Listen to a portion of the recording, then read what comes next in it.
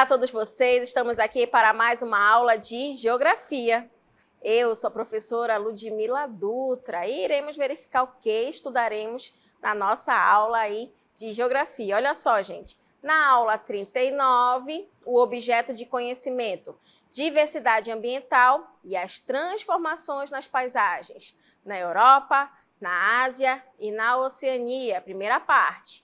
Detalhamento: população e espaço no continente asiático, o uso da terra e a relação com suas características físico-naturais, solos férteis, grande produtora de alimentos, baixa mecanização, agricultura concentrada nas planícies, características demográficas, variedade linguística, fluxos migratórios atuais. Então, vamos agora para o momento aí da nossa aula.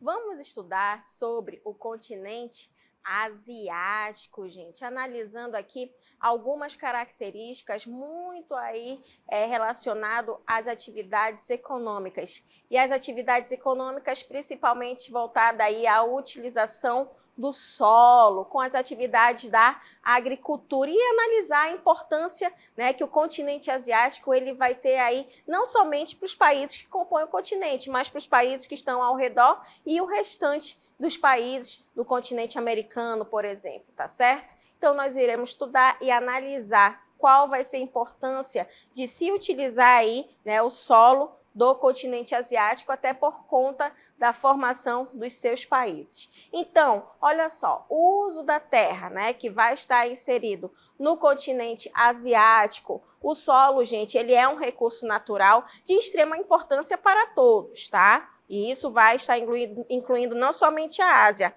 mas vários continentes, né? América, Europa, África, Oceania. Então, a sua preservação ela é essencial para a atividade, qualquer tipo de atividade, mas principalmente de onde vem o alimento, que vai ser as atividades agrícolas, né? Assim como a atividade da pecuária e também da extração. Porém, a atividade agrícola vai ser fundamental para ocorrer aí o desenvolvimento, né? Até mesmo por conta da quantidade, da qualidade de alimentos que pode estar sendo produzido aí com o uso da terra. E no continente asiático, gente, a gente tem que ter preocupações, até por conta da quantidade de habitantes que se tem aí neste continente. Então, quando a gente utiliza esses solos, né, se não for feito aí de uma forma adequada, toda a utilização, principalmente com atividade agrícola, podem surgir o quê?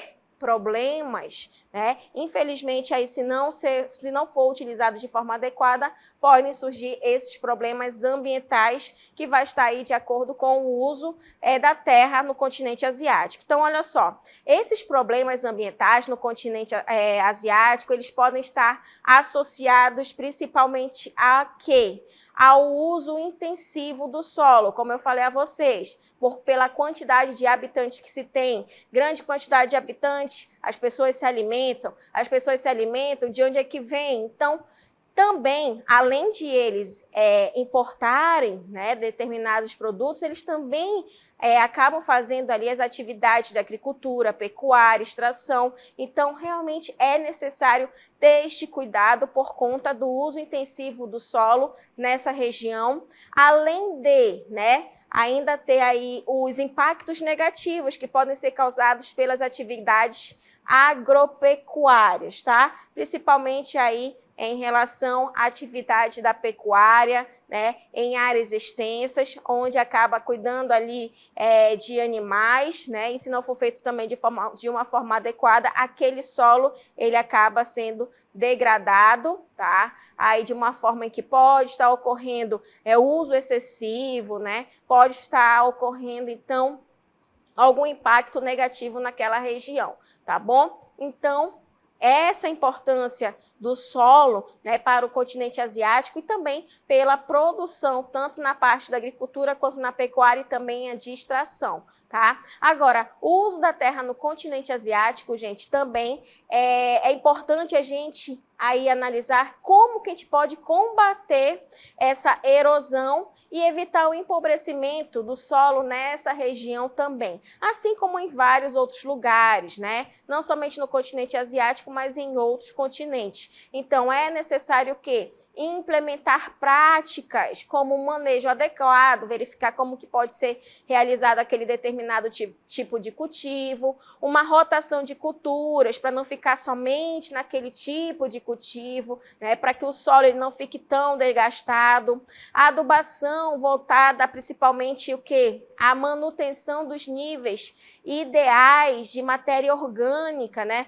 Evitando ali a utilização de fertilizantes, de pesticidas, para não provocar ali um prejuízo também para aquele solo, que acaba ocorrendo empobrecimento, né? Ou até mesmo chegando ali em relação à utilização das águas, tá? Então, realmente é necessário ter aí esse cuidado para ter esse manejo adequado, para futuramente também não ocorrer esse processo do surgimento de erosões no solo e, consequentemente, se aquela área que começa a ter erosão, o solo começa a ficar pobre, né, a gente não vai poder ali fazer a atividade que está sendo realizada como uma agricultura, uma pecuária e o extrativismo, tá bom? Agora, sem o uso, né, de técnicas aí que possam ser apropriadas, o solo, gente, ele acaba se degradando, tá? E isso vai afetar o quê? A produtividade. Então, no continente asiático, pela grande quantidade de habitantes que se tem, querem o quê? Produtos, querem ter a produtividade, tá? E isso acaba o quê? Reduzindo as colheitas, e isso vai limitar aí a capacidade de armazenar alimentos para períodos em que não possa ocorrer determinados tipos de cultivos, né? Esses períodos aí de entre safra, tá? Então, realmente, a gente precisa verificar essa situação para que não ocorra uma degradação. E na região, em várias regiões do continente asiático, né, a gente observa que existe a parte do relevo que também pode interferir com essas atividades. Existem muitas áreas, né, montanhosas, e se existem áreas montanhosas, será que eles não vão praticar ali uma atividade, né, tendo um solo rico, porém acaba sendo montanhoso, tendo ali uma certa elevação? Então, a gente observa que também nessa área, né, vão existir técnicas que podem ajudar a ter esse cultivo também, né, e não parar, né, principalmente cultivo de arroz, onde vários países eles utilizam esse tipo de alimento, né, para a população. Então, também começaram a surgir técnicas para manter essa quantidade, né, de produtos que acaba tendo que ter por conta da quantidade de habitantes, além dos produtos que eles importam, tá bom? Então, nós vamos ver um vídeo onde vai mostrar para a gente como é que ocorre, né, esse cultivo aí que pode ser realizado em determinadas áreas, né, aí no continente asiático, que eles acabam utilizando bastante, principalmente em áreas próximo à linha do Equador, onde existe uma grande quantidade de chuvas, tá? E para não degradar cada vez mais aquele solo, eles acabam realizando essa prática. Vamos ver esse vídeo agora, prestem atenção que a gente já retorna. No sul da Ásia, nas regiões tropicais da Índia e do Sudeste Asiático, a exploração dos solos em áreas de altas taxas de precipitação e nas encostas de maior declividade provoca a perda de nutrientes, que são diluídos e transportados pela água das chuvas, empobrecendo os solos. Uma das soluções utilizadas pelas populações dessas áreas é o cultivo em curvas de nível, conhecido como terraceamento, que torna a erosão do solo menos intensa, retendo os nutrientes nas áreas de plantio.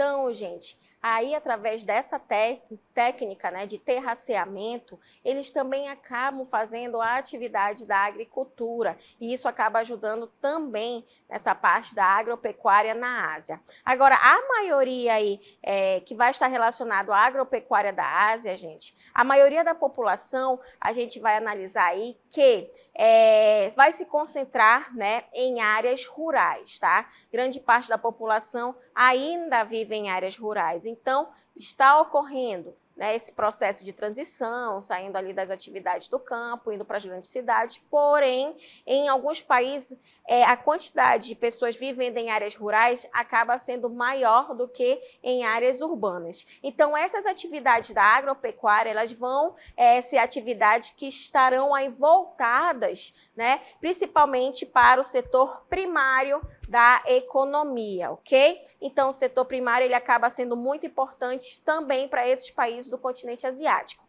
Mas os nossos estudos não param aí, né? Então, tendo aí essa atividade do setor primário, tendo aí a sua importância, são áreas em que as pessoas elas acabam vivendo muito em áreas rurais, né?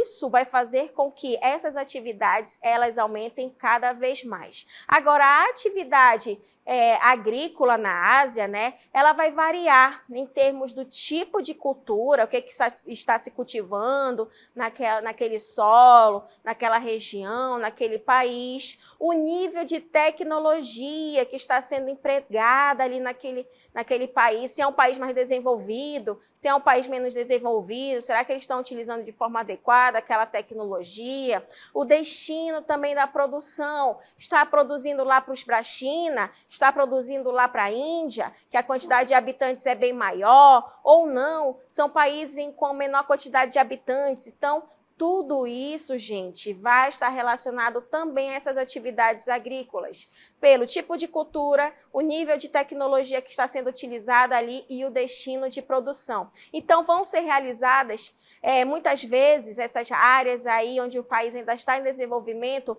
com pouca tecnologia, pode ocorrer um baixo nível de mecanização, né? E também aí o emprego de uma mão de obra familiar, aquela agricultura de subsistência, né? Praticando aquela atividade de somente para a área ali que ele está vivendo, para a vila que ele mora. Então, também vão existir áreas, né, em que essa quantidade ela acaba diminuindo por conta aí das técnicas com um nível menos elevado de outras áreas aí que está sendo produzido, tá? Agora, a gente também vai estudar aí em relação às atividades agrícolas na Ásia, né, principalmente nas áreas tropicais. As áreas tropicais, gente, a gente observa muito essa atividade que vai ser a dos plantations, tá? Então, são comuns as atividades dos plantations, essas propriedades agrícolas cuja produção vai ser voltada principalmente para o quê? Para exportação, para vender para outros países, ali mesmo do continente asiático. Já na época do colonialismo europeu, né, a gente observa que essas atividades nas áreas tropicais estava muito ligado ao quê? Às propriedades agrícolas monocultoras, né? Onde também vão ser cultivados produtos tropicais. Agora, vamos relembrar o que é monocultora, né? Quando se pratica ali somente uma atividade, está cultivando somente o feijão, está cultivando somente o trigo, está cultivando somente o arroz. Isso na época ali, ainda do período, né, que estava ocorrendo o desenvolvimento aí dessas atividades também. Hoje em dia não, acaba sendo bem mais diversificado, onde essas propriedades, elas acabam também fazendo a sua prática agrícola de outros tipos de cultivo, não ficando somente aí na monocultura, né, mas se baseando em diversos tipos de culturas, tá bom? Agora, um tipo de agricultura que acaba marcando muito, né, a agricultura da Ásia vai ser o quê? A rizicultura, tá? A rizicultura, gente, ela ocupa aí grandes áreas de plantio no continente asiático. Em vários países eles acabam praticando a atividade da rizicultura, principalmente na China, na Índia, em Bangladesh e também no Vietnã, tá? Agora, a China e a Índia também, eles vão ser aí os 2 maiores produtores mundiais de arroz. Os cereais também, eles também são muito plantados nessa região, né? Principalmente na região aí do Cazaquistão, do Uzbequistão e também da Rússia, tá? Então, tanto a parte aí da risicultura, com o cultivo do arroz, como também dos cereais, de um modo geral aí, eles são praticados e tendo, né, essa importância para esses países aí do continente asiático. Então, a gente observa, gente, que vai ter essa importância, né, aí para essas atividades, tanto da agricultura quanto da pecuária, aí na região da Ásia, tá? Mas principalmente aí da agricultura, com cultivo de arroz e também de cereais, que vai estar espalhado aí por vários países, né? Existem alguns países, por exemplo, o Japão, né, que é um país insular, a extensão territorial é pequena, se a gente for comparar aí com outros países asiáticos, e também é um relevo bastante montanhoso, então isso acaba dificultando para eles fazerem essa atividade de agricultura. Então, eles acabam comprando bastante de outros países. Então, esses outros países, eles também acabam se desenvolvendo bastante com essa prática da agricultura aí no continente asiático, tá?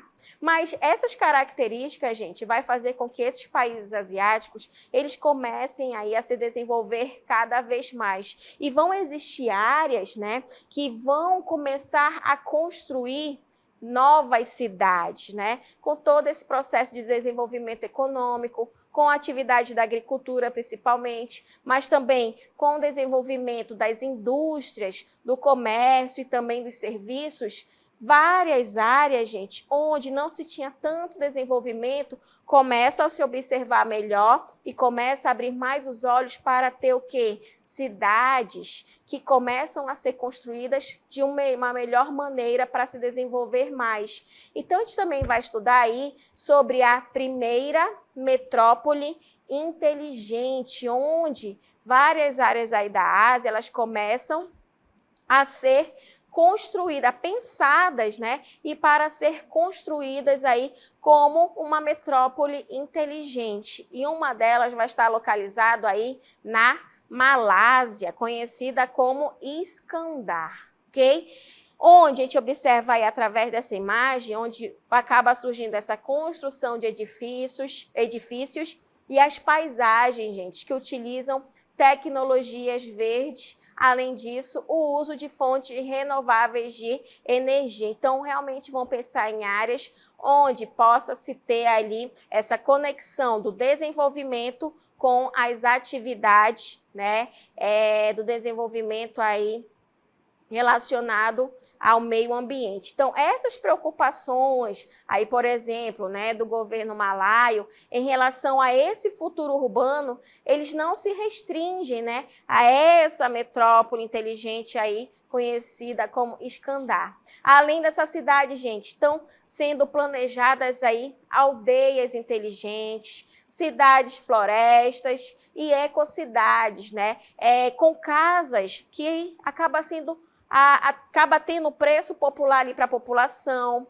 as escolas, né, os hospitais e também áreas de lazer que acaba integrando a esse uso de alta tecnologia que acaba surgindo com o mundo que a gente vive, né, atualmente tudo muito rápido, e um sistema agrícola, gente, que acaba sendo criativo, né, em um circuito fechado ali, onde as pessoas elas acabam praticando suas atividades, também ajuda a proporcionar ali um alimento, né, e também a renda suplementar para os moradores desses pequenos centros urbanos que começam a surgir aí no continente asiático, tá? Uma cidade-floresta, por exemplo, que começa a surgir, né, lá na China, tá? Conhecida como Liuzhou, tá? Vai ser a primeira cidade 100% sustentável do mundo, tá? E isso é um projeto que está sendo realizado, tá, na China, e futuramente a gente pode ver realmente se vai acontecer, né, o surgimento dessa cidade, conhecido como cidade-floresta, que vai ter áreas mais verdes e uma área mais sustentável, né, continuando ali com o abrigo de pessoas, de construções, porém sempre envolvendo, né, a vegetação. Aqui nós já vivemos essa situação, porém temos que melhorar ali situações principalmente da parte tecnológica, mas estamos envolto aqui de uma imensa floresta, enquanto a gente pode imaginar, nós estamos aqui ao redor de uma floresta amazônica, né? Uma das maiores florestas do mundo. Então, esses países, gente, né, a China, a Índia, o Japão, são áreas em que não existe essa quantidade de floresta que a gente observa aqui. Então, eles acabam criando, projetando esse tipo, né, como aí na China. Então, essa área aí, né, da cidade floresta, que vai ser construída aí para abrigar 30 mil moradores, né, e 40 mil árvores, e cerca aí de 1 milhão vão ser plantadas em relação a diversas espécies, tá? Agora, a vegetação, ela vai ser distribuída ali pelas fachadas dos prédios, para realmente ficar verde ali, a fim de melhorar o quê? A qualidade do ar. Lembra, a China, um país altamente industrializado. Então, se tem muitas indústrias, acaba ocorrendo ali uma poluição do ar, né? Então, eles acabam buscando aí algumas soluções, como a construção dessas cidades, para tentar melhorar aí a qualidade do ar, diminuir a temperatura aí dessas cidades e também acaba ajudando essa vegetação, né, que acaba, a gente observa hoje em dia que existem essas construções onde coloca na parede, né, a vegetação ali para diminuir a barreira ali de ruídos que acaba tendo aí em grandes cidades. Então, são áreas que estão começando a surgir para manter, né, grandes cidades com a vegetação, com a floresta ali, ligado muito à população, tá bom, gente? Então, isso vinculado a esses países asiáticos, principalmente na China. Tá? Agora, a população da Ásia, né? Como que vai estar aí caracterizado? A Ásia, gente, reúne mais da metade da população mundial. Olha só, somente 2 países, no caso aí a Índia e a China,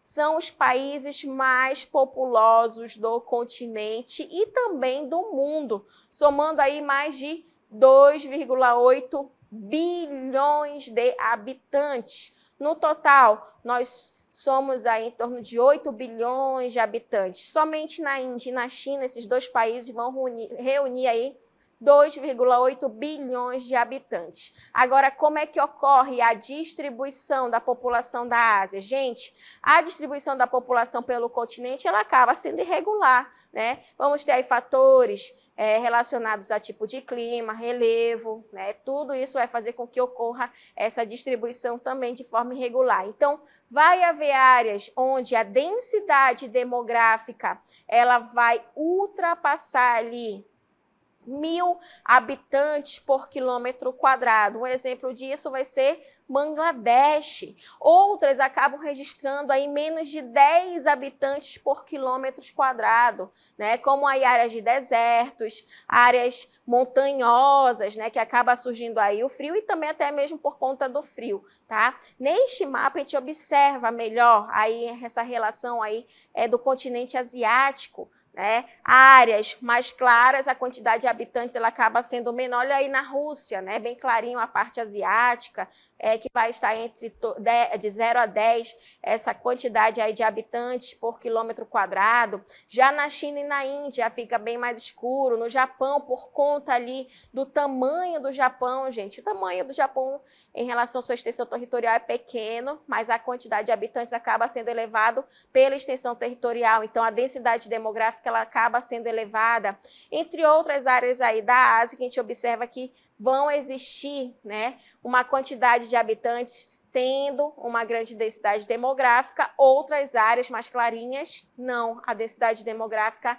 ela acaba sendo menor. Tá? Agora, alguns países, gente, eles acabaram adotando políticas, né, de controle demográfico, e um deles foi a China, né? Então, a gente vai também estudar isso porque muitos países asiáticos têm uma grande quantidade de habitantes. Então, a população asiática, ela está em crescimento, ainda não parou ali, se a gente for comparar com os países europeus, tá? E se a gente for observar quais foram os fatores que colaboraram para esse fenômeno, as elevadas taxas de natalidade, né?